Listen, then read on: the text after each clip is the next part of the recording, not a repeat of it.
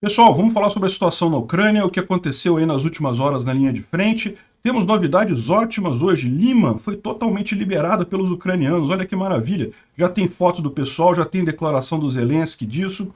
E já estão caminhando as tropas em direção a Kremina, como a gente imaginava, né? E tem também a ofensiva em Kherson, tá cheio de novidade hoje, né? Essas notícias foram sugeridas por Lula na cadeia, Rei Voluntário e várias outras pessoas. Muito obrigado aí ao pessoal que sugeriu a notícia. Ah, e hoje é o vídeo do dia 2 de outubro de 2022, dia das eleições aqui no Brasil, hein? Se você é brasileiro, não esqueça de votar 22, Bolsonaro é a minha recomendação, lugar de presidiário é na cadeia mesmo. Bolsonaro não é perfeito, aliás, está cheio de defeitos, eu critico muito ele aqui, mas entre os dois, meu amigo, se você está com dúvida, você não está batendo bem da cabeça não, tá? Pois bem, mas de qualquer forma, muito obrigado a todo mundo que assiste o vídeo aqui e deixa o seu like e se inscreva aqui no canal, né? Pois bem, vamos começar vendo aqui a questão em Lima, porque realmente é a grande novidade do dia, né? Vocês lembram, havia ontem um grande cerco aqui a Lima, haviam várias tropas aqui, e hoje a gente tem a notícia de que Lima foi totalmente liberada. O Zelensky já deu um pronunciamento falando que Lima já está totalmente nas mãos dos ucranianos, tanto que a área já ficou aqui azul, não está nem branca, que essa região aqui branca ainda é considerada em batalha, né, incerta, embora a gente saiba que já estão acontecendo batalhas aqui próximo a Kremina, a gente vai falar sobre isso. Mas então, o que aconteceu? Prenderam os russos? Não prenderam? Os russos fugiram? Pois é, parece que sim. Parece que eles conseguiram fugir. Antes do cerco completo aqui, a maior parte das tropas russas saiu. Muitos foram atingidos pelos ucranianos no caminho de saída. A gente vai ver isso. Mas tem uma... Bom, antes de mais nada, tem o videozinho do pessoal aqui ucraniano mostrando que conquistaram Lima, né? Deixa eu tocar ele aqui para vocês. Дорогі українці, сьогодні Збройні сили України, а саме 81-ша окрема аеромобільно-десантна бригада спільно з підрозділами Національної гвардії України, батальйоном Кульчицького, звільнили та взяли під контроль населений пункт Лиман Донецької області. Рашисти повинні знати, що їм не буде життя на нашій землі. Слава Україні! Слава десантно-штурмовим військам Збройних сил України! Pois bem, tá a comemoração do pessoal aqui já no centro de Lima. O Zelensky, como eu falei, já fez um pronunciamento dizendo que Lima já está nas mãos dos ucranianos. E a grande dúvida de todo mundo é, o que aconteceu? Como é que foi? Diziam que tinha entre 2.500 e 5.500 soldados russos ali naquele caldeirão cercados pelos ucranianos. O que foi feito deste pessoal? E, bom, tem aqui o Rybar, que é um canal russo, né, militar, ele fez uma animação mostrando como é que foi o processo. Eu vou tocar para vocês aqui e explicar alguns pontos aqui, né? E aí, como ele está explicando aqui, estava realmente praticamente feita o cerco aqui. Os russos tinham apenas essas estradas aqui para fugir para o norte e para Kremina. Os ucranianos concentraram seus esforços nesses segmentos para tentar impedir que os russos saíssem daqui.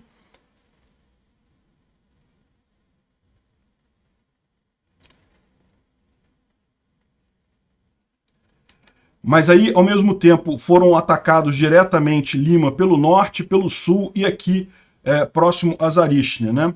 E a linha da vida, como eles dizem, né, a estrada da vida continuou sendo pressionada.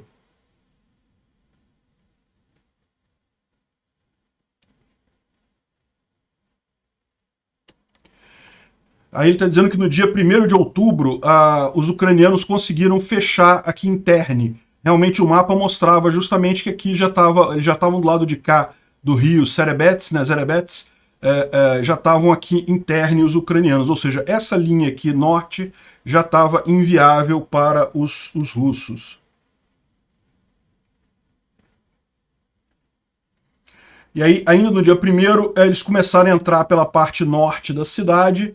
Então já começaram a tomar a parte da cidade. A gente mostrou, né, também a imagem ontem do rapaz com a bandeira ucraniana na parte norte aqui de Lima.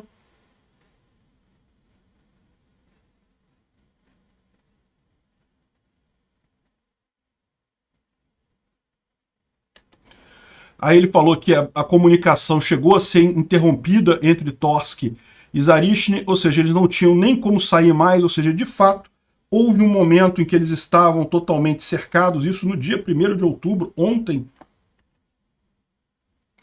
Aí eles fizeram o quê?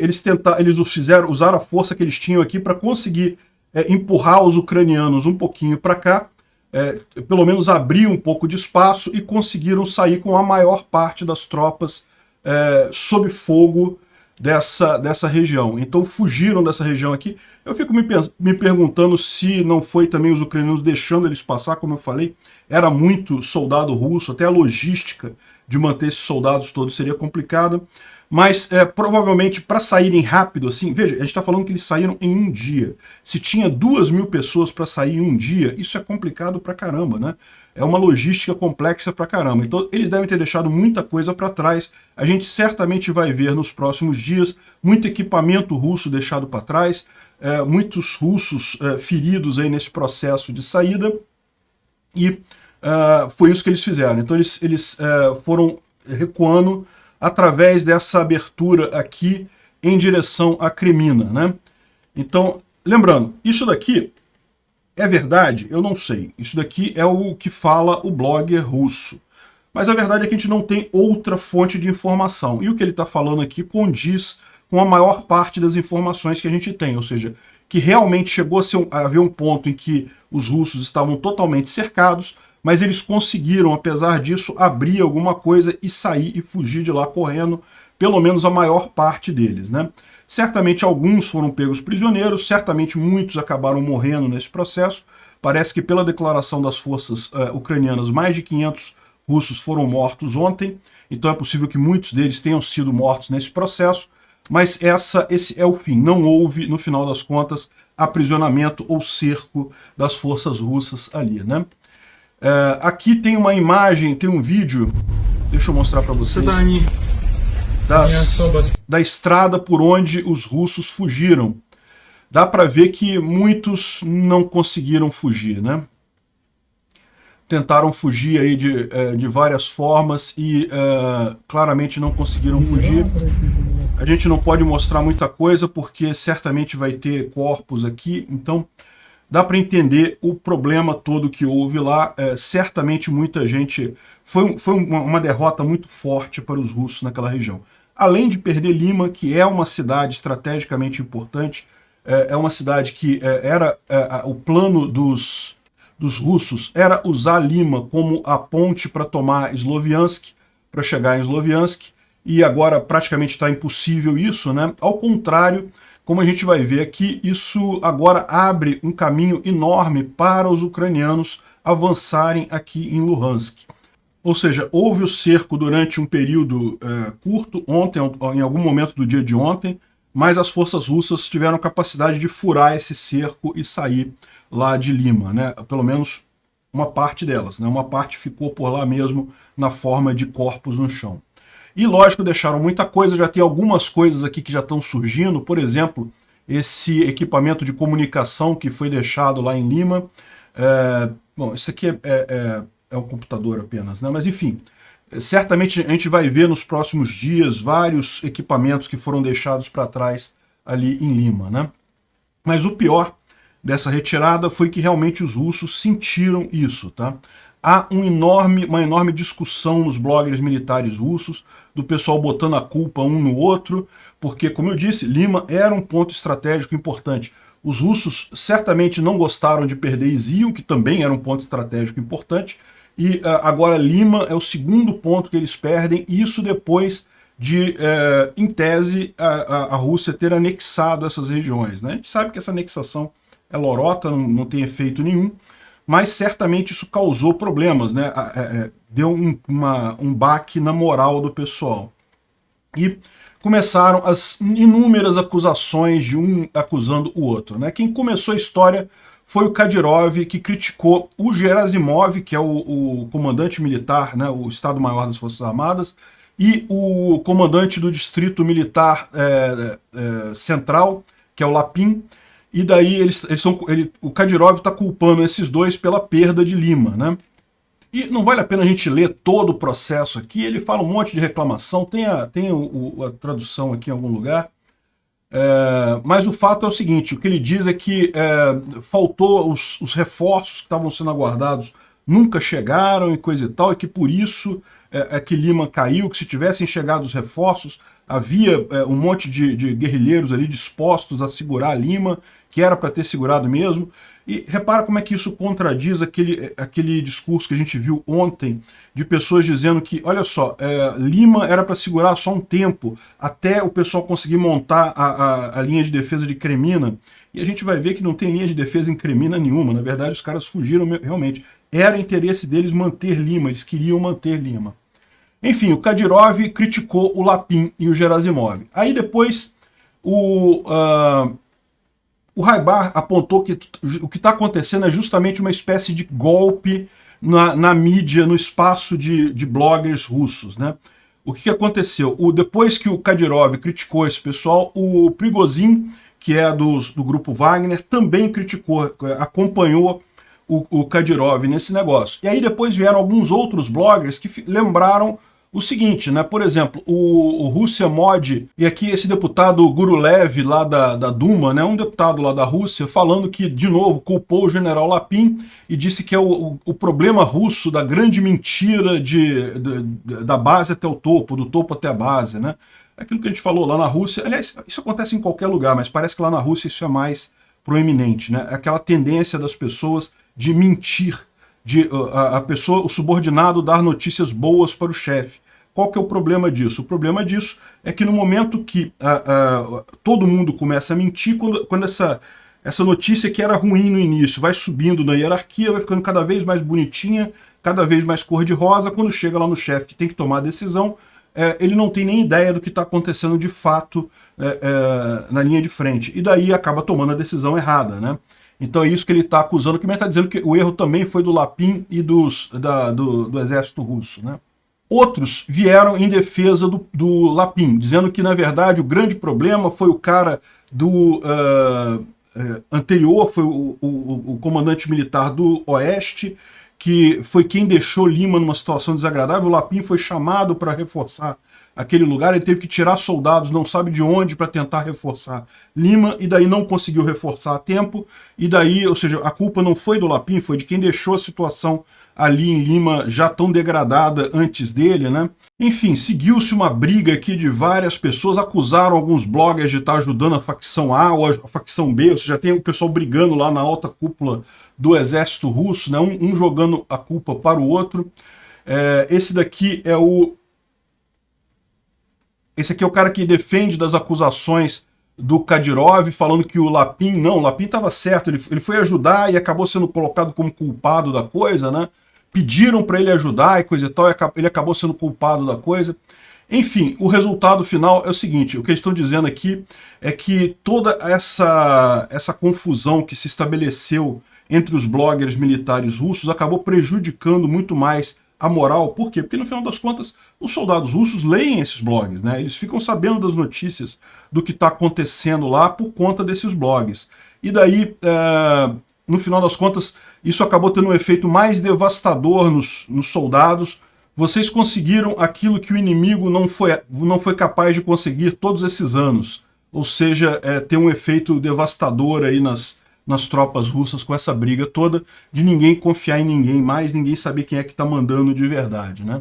A situação parece ser realmente complicada. O comandante do distrito Oeste acabou de ser retirado por suas falhas e o Bertnikov vai assumir o lugar dele, né? Como eu falei, esse Zuravlev era quem estava cuidando de Lima, e daí o que aconteceu foi que ele pediu reforço do Lapin, e aí que veio essa confusão toda. O Lapin mandou o reforço, mas foi insuficiente, ou não chegou a tempo, e coisa e tal, e estão culpando o Lapin pela derrota do outro cara. Não, foi o cara que acabou não conseguindo organizar a coisa, o Lapin estava ajudando. Ele que foi... Aparentemente, na alta cúpula do exército, o pessoal está colocando a culpa nele mesmo, não no Lapin, né? E, bom, uma questão que aparece é que o Trench-Telenko traz uma grande visão aqui disso daqui. Por que os russos estão sentindo tanto a derrota de Lima, né? A perda de Lima? Primeira coisa é o seguinte, é o óbvio, né? Como a gente viu, o Putin preparou ontem toda uma festa para dizer que anexou territórios e não sei o que lá, que agora é tudo da Rússia, não sei o que lá, e acabou que isso foi eclipsado pela tomada de Lima, né? Ninguém mais está falando na festa lá, em anexação e coisa e tal, tá todo mundo falando desse sucesso dos ucranianos ali em Lima e dessa retirada dos russos. Mas tem mais coisa do que isso. Do ponto de vista estratégico, faz uma diferença enorme. Ele mostra aqui a situação entre Lima, que fica aqui, que é protegida por lagos, que tem um monte de coisa, tem um monte de defesas naturais aqui, né? E Cremina. Cremina fica aqui, ó. E tem florestas por todos os lados, poucos obstáculos naturais, tem um rio que passa aqui em Cremina, na verdade 2 rios, um que o Severdonets passa aqui, tem outro, não é o Severdonets, não, o Severdonets é mais embaixo, mas passa um rio por aqui, passa outro por aqui. O fato é, Cremina é muito mais difícil de ser defendida do que Lima.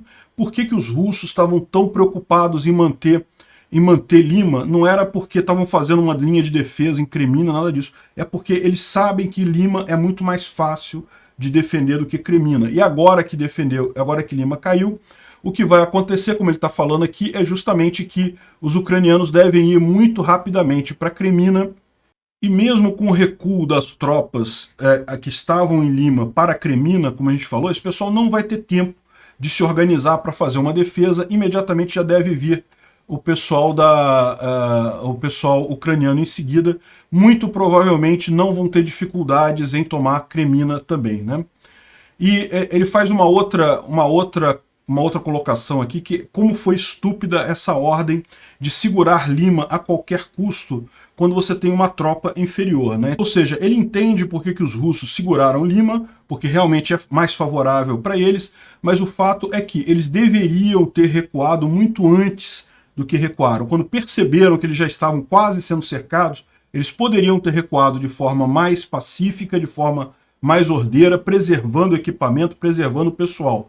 Deixaram para recuar no último momento possível, e aí recuaram nas piores condições possíveis, né? Ele explica aqui como é que tudo indica que a situação do exército russo lá é um colapso do quadrado de Lanchester. Vamos entender esse assunto aí. Eu tive que correr atrás, é uma teoria dele mesmo, que ele explica como é que você, quando tem duas forças opostas, não é uma subtração que você tem ali, é um negócio quadrático. Então, quando uma força está muito aquém da outra, que é o caso do exército russo ali naquele momento, o ideal é recuar mesmo. Você só tende a perder. E o que mostra se você está nesse ponto de equilíbrio aqui, se você se move para cá ou para lá, você acaba sem equilíbrio, né? O ponto acabaria caindo de qualquer forma. Mas se você anda em qualquer desses caminhos aqui, você acaba voltando para o ponto original de equilíbrio aqui na cela, né? E o que ele fala é isso. A tendência dos dois exércitos aqui, da força dos exércitos, é que isso vai continuar se mantendo na próxima cidade, né? Ou seja, o que quer dizer isso? Os ucranianos conseguiram derrotar os russos aqui em Lima. Os russos foram obrigados a recuar para Cremina. Os ucranianos perderam gente aqui também. Muitos ucranianos morreram nessa batalha.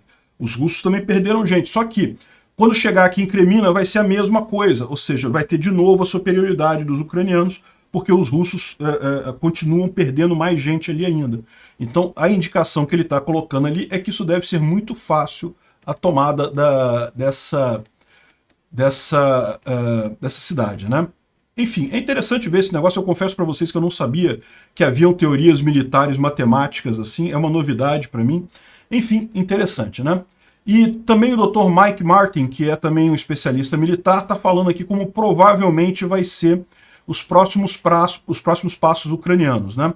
Ele está falando sobre o ataque a Cremina também, isso parece ser óbvio, aliás a gente vai ver isso já está acontecendo, mas que provavelmente os ucranianos vão de novo tentar fazer um corte aqui por cima. Ou seja, enquanto eles atacam Cremina e tentam manter a maior parte das tropas russas aqui, eles vão avançar aqui por cima para tentar fazer circular isso daí e cortar as rotas de suprimento, que são essas linhas tracejadas aqui, né? E provavelmente, depois de tomarem Cremina, eles vão fazer o ataque em Severodonetsk e Lysychansk para retomar isso daqui. Lembra, a gente falou aqui sobre Severodonetsk e Lysychansk, eu já expliquei para vocês o problema dessas cidades. Lysychansk, ela fica num lugar mais alto, então é muito difícil de você tomar Lysychansk diretamente a partir daqui.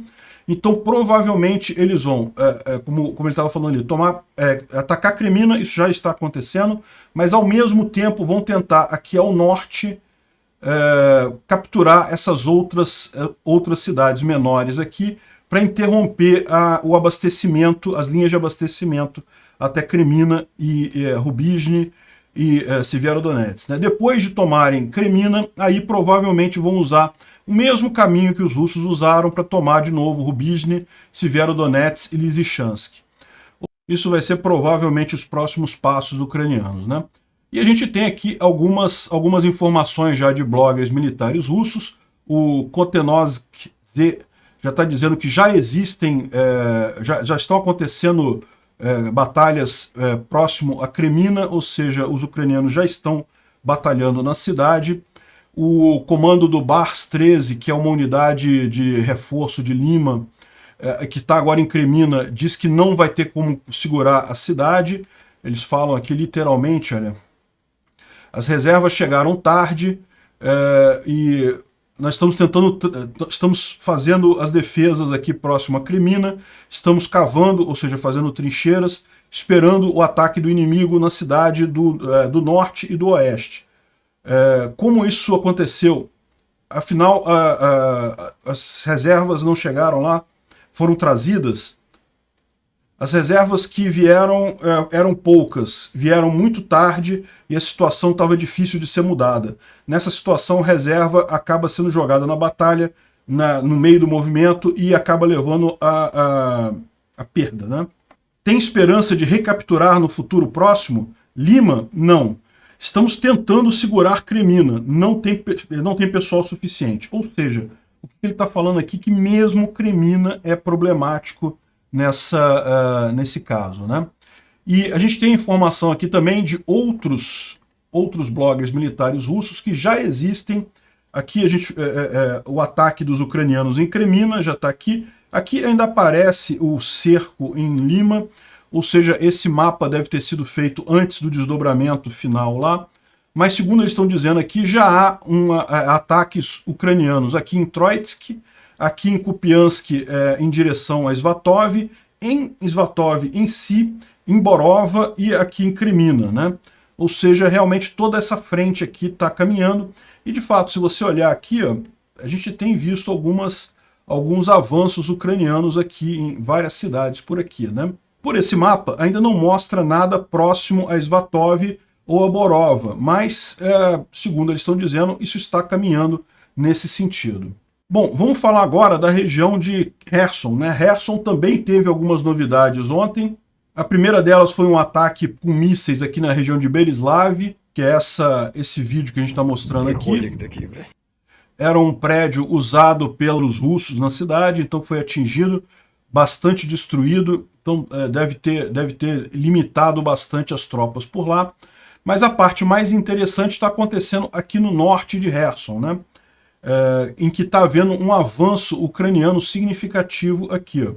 Os ucranianos tomaram Zolota Balka. Zolota Balka está aqui, ó, já foi tomado pelos ucranianos. E também Bilaivka, segundo essa informação aqui de um blog militar russo. O Igor Strelkov, ou Igor Girkin, falou que os ucranianos já conseguiram avançar cerca de 7 quilômetros nesse fronte, tomando essas cidades aqui, além de Zolota Balka, né? Também essa cidadezinha aqui de Bilaivka, ou seja, devem estar caminhando aqui, conseguindo avançar aqui nessa região, né?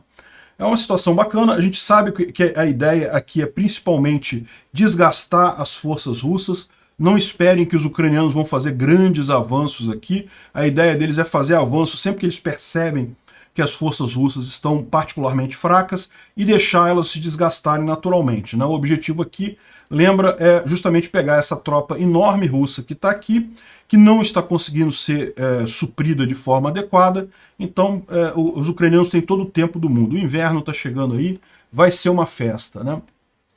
Bom, o Instituto para Estudo da Guerra, ele fala sobre algumas coisas que a gente já mencionou aqui, a questão da liberação de Lima, a questão dos propagandistas do Kremlin, a briga entre eles, como é que está essa discussão toda. Isso pode parecer uma besteira, mas na verdade isso influencia na moral da tropa, como a gente falou. Eles estão preocupados com isso, porque no final das contas a impressão que dá é de caos no comando do exército russo, né?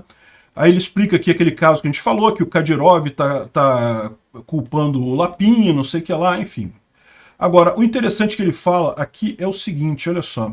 A derrota próximo a Lima indica que o Putin, o presidente russo Putin, que segundo os reportes ele está microgerenciando essa guerra, ele está tirando a prioridade de defender Luhansk em favor de manter os territórios no sul da Ucrânia. Ou seja, o que ele está dizendo aqui é que, lembra que estava aquela discussão que os reforços não chegaram, que eles estavam esperando os reforços não chegaram? A gente tem notícia de um monte de reforços, desses recrutas novos que estão chegando lá da Rússia, sem treinamento nenhum, não serviria para nada de qualquer forma, mas muitos desses reforços estão chegando aqui em Kherson e Zaporizhia, ou seja, poderiam ter sido mandados para cá. Não foram mandados, provavelmente porque, como ele está dizendo aqui, o Putin já desistiu de Luhansk.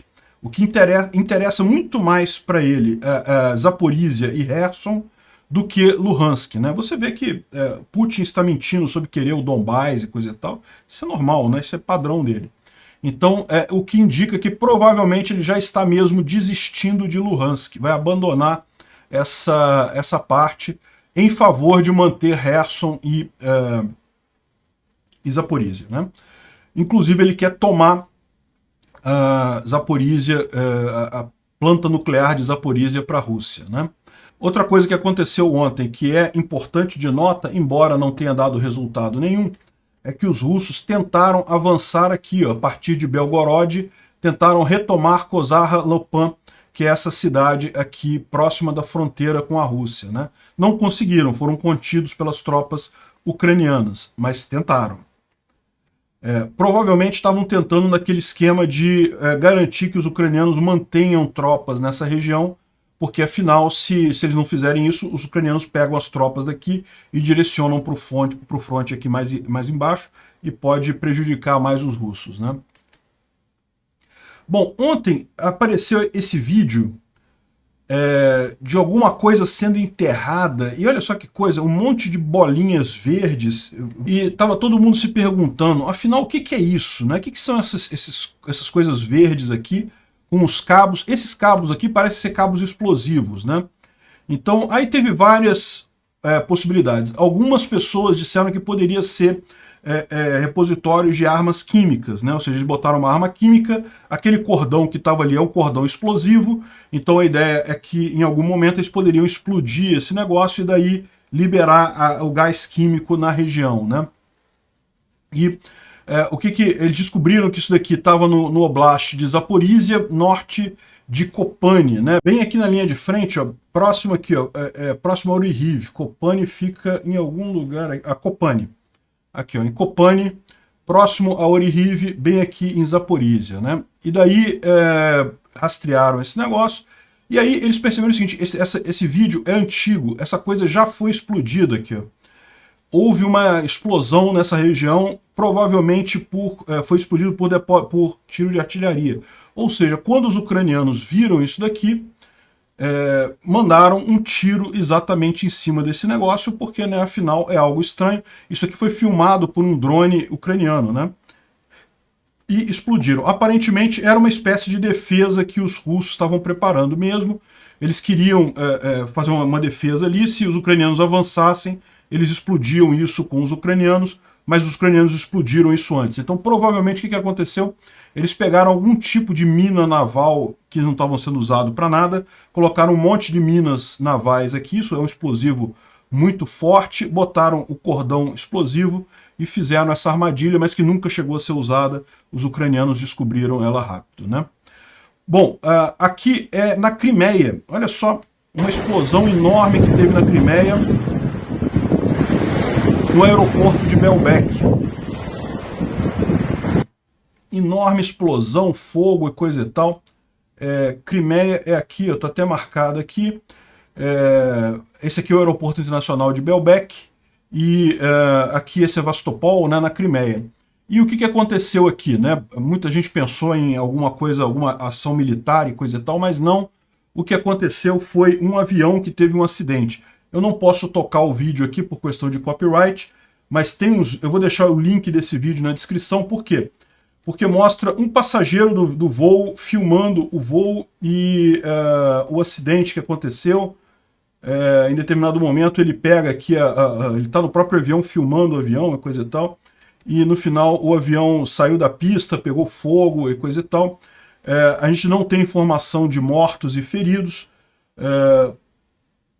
Parece que não foi nada, certamente não foi nada militar, mas não deixa de ter alguma ligação com a guerra, né? A gente tem falado aqui que a aviação comercial russa está sofrendo com as sanções, cada vez mais difícil manter os aviões russos no ar. Então, certamente foi um acidente, mas as companhias aéreas russas, até quando voam para a Ucrânia, né? Porque vocês sabem, a Crimeia é da Ucrânia, né? Mas as companhias aéreas russas, elas estão numa condição realmente muito ruim. Acidentes desse tipo podem acontecer com muita frequência. Tem que ser muito corajoso para andar de avião por lá. Bom, ontem a gente falou sobre o discurso do Putin e coisa e tal. Em determinado momento a gente falou que o Putin queria sentar para negociar. E daí algumas pessoas falaram assim, caramba, mas então os ucranianos não vão sentar para negociar e coisa e tal? Não é uma insensibilidade isso? Tem que sentar para negociar? E aquilo que eu falo para vocês, não, é um absurdo, não tem que negociar nada, o Putin está 100% errado, a Ucrânia está 100% certa. Nessa situação não tem que negociar nada, o Putin tem que tirar as tropas dele da Ucrânia e pagar as reparações devidas e pronto.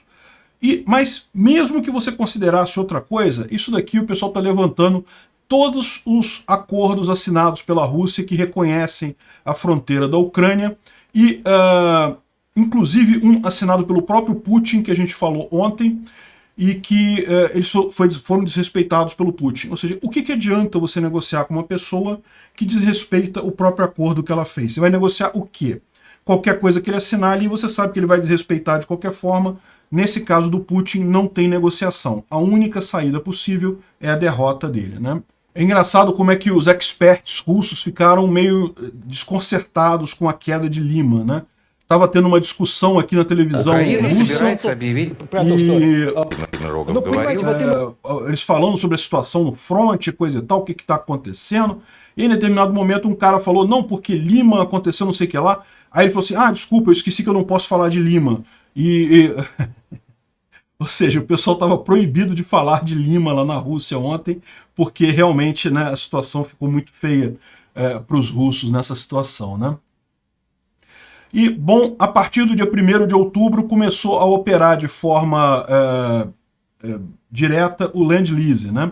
Na verdade, já começou uma prévia em setembro, mas agora começou a funcionar 100% o Land Lease a partir de 1º de outubro. Isso significa que deve chegar muito mais armas para a Ucrânia nos próximos meses, né? A Ucrânia está se fortalecendo bastante, já tem mais de 1 milhão de soldados treinados, já está recebendo equipamento da OTAN e do Ocidente de forma contínua, principalmente dos Estados Unidos, e agora a gente vai entrar no inverno, né? É verdade, a Rússia está também mobilizando tropas dela, mas é aquilo que a gente falou, o tempo que eles vão ter para treinar vai ser muito menor, e tudo indica que esse inverno vai ser um inverno muito ruim para a Rússia ali na Ucrânia, né? Vamos ver o que acontece nos próximos meses, mas eu não discordo daquela previsão que fez aquele alto oficial lá do governo ucraniano de que a guerra deve durar 3 meses a 3 meses e meio a partir de agora. Tudo indica que a Rússia não vai suportar esse inverno.